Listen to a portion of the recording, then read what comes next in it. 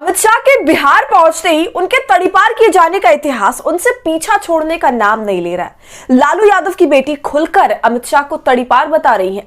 अमित शाह को उनका इतिहास याद दिला रही है। दंगों से निकले लोगों पर लालू यादव की बेटी ऐसा हमला कर रही है कि अगर वो इस इतिहास को याद कर ले तो उन्हें मुंह छुपाने के लिए जगह तक नहीं मिलेगी।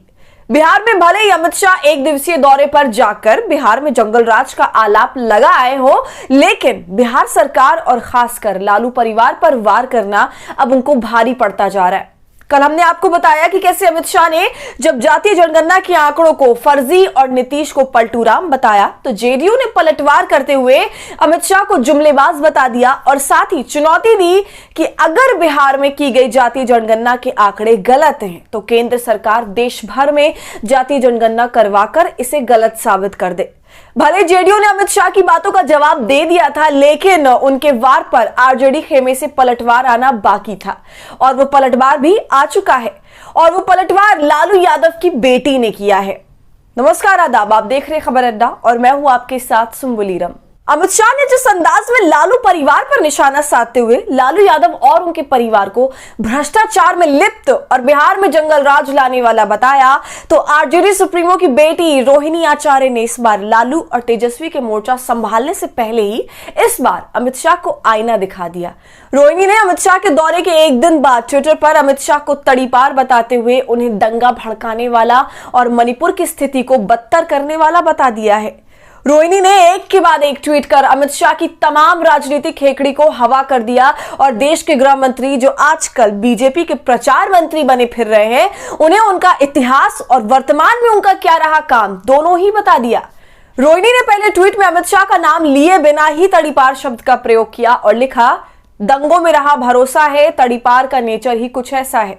इसके बाद रोहिणी ने एक और ट्वीट किया जिसमें उन्होंने मणिपुर की बदहाल स्थिति को लेकर गृह मंत्री पर दोबारा निशाना साधा और लिखा, वहीं बिहार में आकर जंगल राज और गुंडा राज का राग अलाप रहा है जो मणिपुर की बेटियों को सड़कों पर जो निर्वस्त्र घुमा रहा है।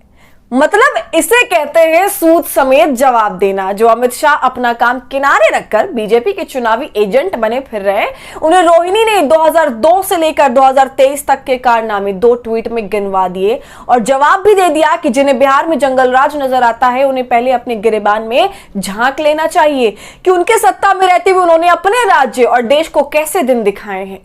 रोहिणी की बात को झुठलाया भी नहीं जा सकता है कि कैसे गुजरात में 2002 में हुए दंगों की चर्चा देश की छवि पर बट्टा लगाती है और आज भी इसकी बातें अंतर्राष्ट्रीय स्तर पर एक नकारात्मक प्रभाव छोड़ती है। और वहीं जलते मणिपुर को कौन ही भूल गया है और कौन होगा जिस तक वो तस्वीरें नहीं पहुंची जिसमें 2 लड़कियों को नग्न कर घुमाया जा रहा था। तब भी अमित शाह की पार्टी सरकार का हिस्सा थी और मणिपुर के वक्त तो वो खुद देश के गृह मंत्री हैं। फिर भी दूसरे राज्यों में जाकर प्रचार मंत्री का उनके दोष गिनवाना अपनी खामियों को भरने का एकमात्र तरीका है। और चाहे 2002 हो या 2023 का मणिपुर, ये दोनों सिर्फ गलतियां नहीं है बल्कि गुनाह है, गुनाह। आपको कल ही हमने बताया कि कैसे अमित शाह ने बिहार के मुजफ्फरपुर में पहुंच लालू परिवार पर जमकर हमला किया और बिहार में जंगल राज की वापसी का ढोल पीटा।